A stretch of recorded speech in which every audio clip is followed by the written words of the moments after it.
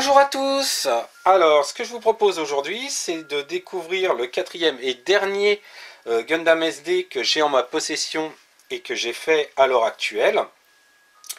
Je vous ai déjà présenté le Gundam Unicorn, un Wing Gundam, ainsi que le RX-78-2 dans cette gamme. Donc là, je me propose de vous présenter, je bafouille, l'Airstrike Gundam. Donc a priori ça serait le GAT X105 équipé du backpack lui permettant de voler AQME X01. Donc pour moi ça veut rien dire, peut-être que ça parle à certains. Moi je connais pas du tout l'univers Gundam, même si j'apprécie énormément le mecha design de certains modèles, que j'aime beaucoup le Gunpla parce que c'est de la maquette détente pour moi. Le Gunpla c'est pas hyper compliqué. Si on veut le faire en no paint, on peut. Si on veut se compliquer la vie en repeignant tout comme moi je le fais systématiquement, on peut également. Mais voilà, ça s'emboîte, c'est généralement pas super difficile. Pour un très bon rendu, attention, je dis pas qu'il n'y a pas de travail, hein, mais pour moi c'est de la maquette détente à côté d'autres kits que j'ai été amené à faire. Ça me donne parfois une bouffée d'oxygène entre deux kits un peu prise de tête. Mais pour revenir à ce modèle, donc c'est un Gundam qui serait issu de la série Gundam Seed, hein, puisqu'on a le logo ici. Et donc ça serait un kit, donc c'est le deuxième kit de cette gamme, le RX-78-2 ayant été le premier. Et donc ce kit daterait également de 2015. Comme tous les kits que j'ai fait avant de me lancer à faire ces vidéos, il ne me reste plus la boîte. Cependant, il me reste la notice que je vous propose de découvrir immédiatement. Alors, notice en couleur, et comme toutes les autres, hein, toutes les notices de cette gamme là se présentent un peu de la même manière, c'est-à-dire que lorsqu'on ouvre la notice, la première chose qu'on voit c'est une double page avec le modèle monté et peint, hein. Là ça se voit très clairement que ça n'a pas été fait uniquement avec les stickers, hein, puisqu'il y a un certain nombre de personnalisations aux stickers qui seraient visibles, mais on perdrait tous les creux qu'il y a par exemple là sur le côté du réacteur, là, la partie jaune là qui se trouve ici. Il existe un stickers pour personnaliser en jaune cette partie là, mais on aurait des traits noirs. Là on voit bien que c'est creux, donc ça a été peint. Certains détails également ont été faits qui ne sont pas en no paint, hein. Je pense notamment aux espèces de poignées sur le backpack qui ne sont pas voilà, elles sont grises, en plastique gris, et là elles sont blancs, et il n'y a pas de stickers pour personnaliser ces poignets. Et de plus, on voit qu'il y a eu un panel line de fait, alors sans doute je pense au Gundam Marker, ou un feutre noir, pour rehausser donc ces éléments. Et il y a également différentes parties qui ont été personnalisées. Par exemple, c'est peut-être ces parties-là sur les jambes qui sont en gris, en no paint, elles sont en blanc. Puisqu'on parle des peintures, vous avez comme d'habitude ici en bas dans l'encart les différentes peintures dont on a besoin si on le souhaite refaire le modèle avec des couleurs plus proches que celles faites en plastique. Donc on a toutes les références peintures avec les quantités.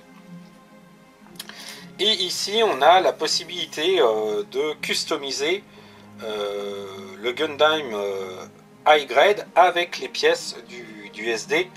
Donc qu'on peut ajouter pour customiser donc l'arme du Gundam, enfin son homologue, mais en high grade. Voilà, cherchez mes mots, je m'excuse d'avoir bafouillé.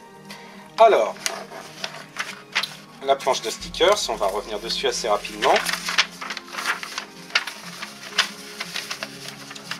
Hop, voilà.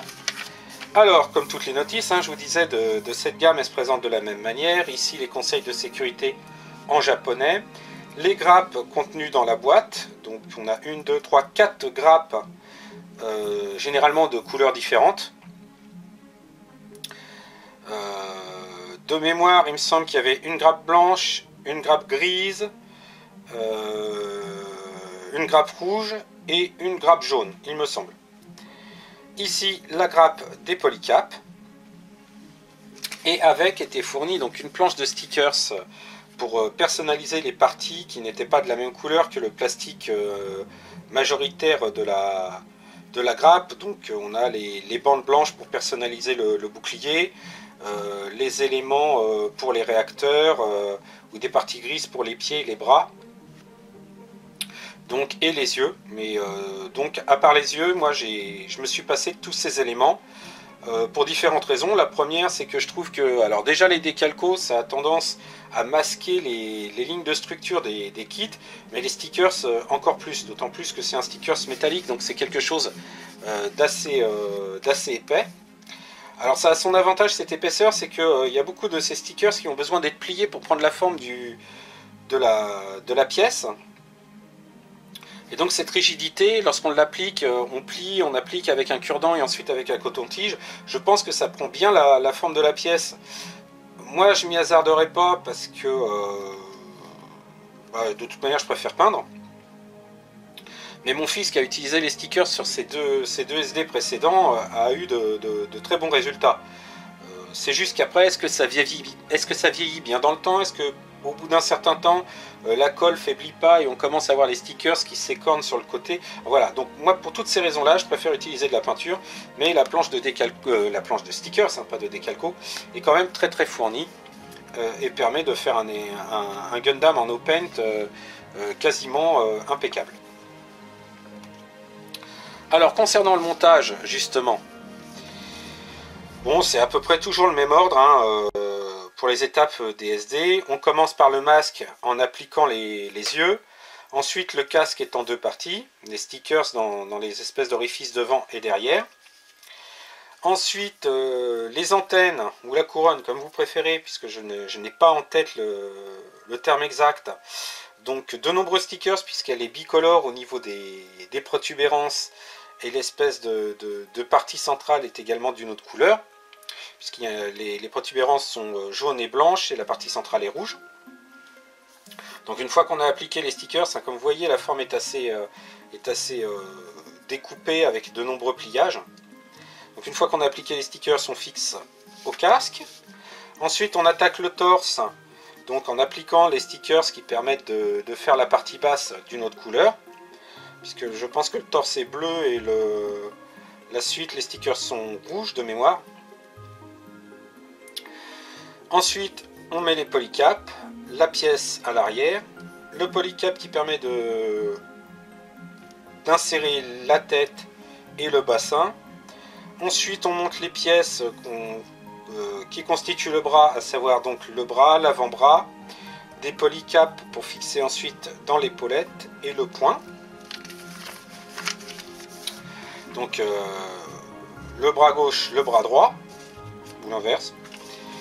Ensuite, on fait les jambes, donc avec un stickers devant, parce que les jambes sont blanches, il y a une partie grise.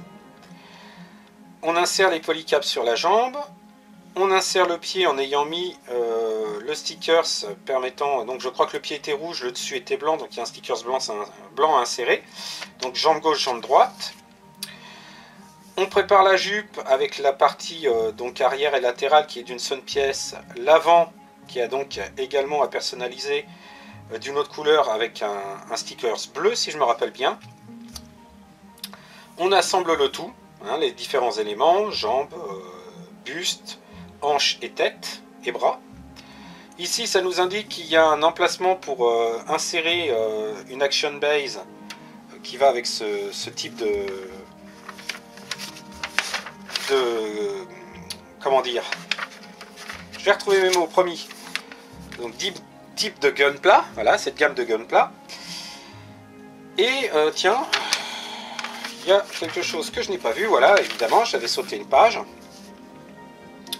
Donc ici on indique qu'on peut insérer le fusil dans une main, le bouclier dans le bras, avec ici la planche détaillant comment poser les stickers.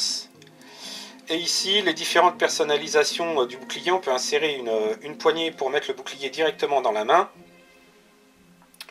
Et on a également ici le détail du backpack avec le montage en mettant les boosters de chaque côté, les stickers pour les ailes, les espèces de grilles dont je vous parlais tout à l'heure, et comment le monter dans le dos.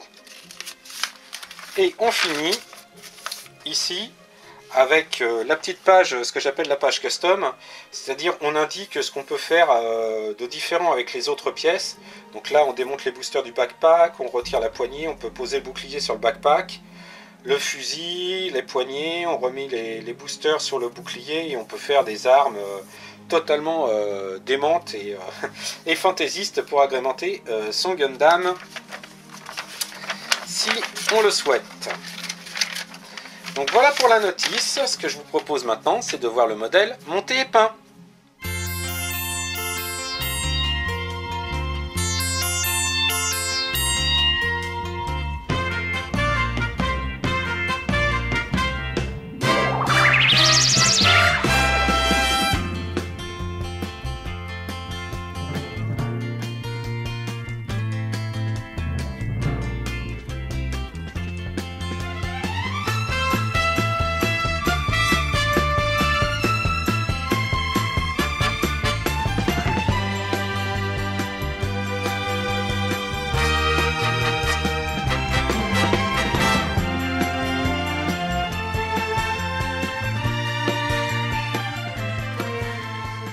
Et voilà donc le résultat de ce Hellstrike Gundam, donc en SD Gundam EX standard de chez Bandai.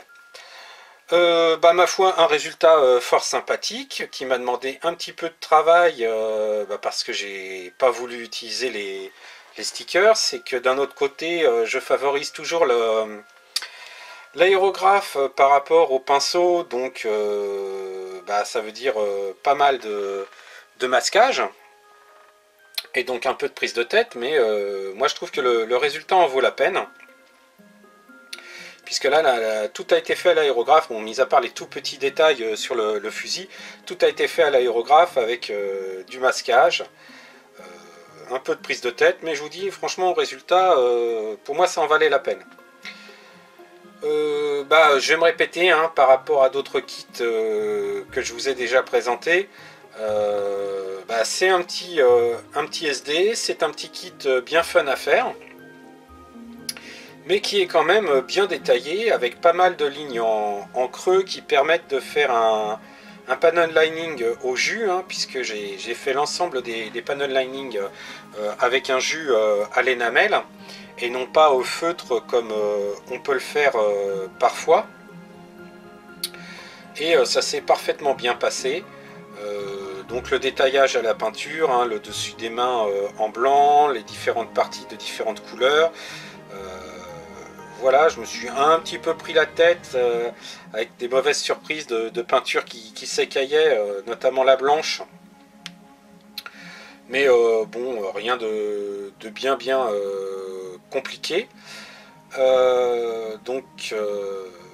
Voilà pour ce qui est du petit Gundam. Pour ce qui est de la présentation, comme vous pouvez le voir, j'ai réussi à le mettre dans une position relativement dynamique et en vol.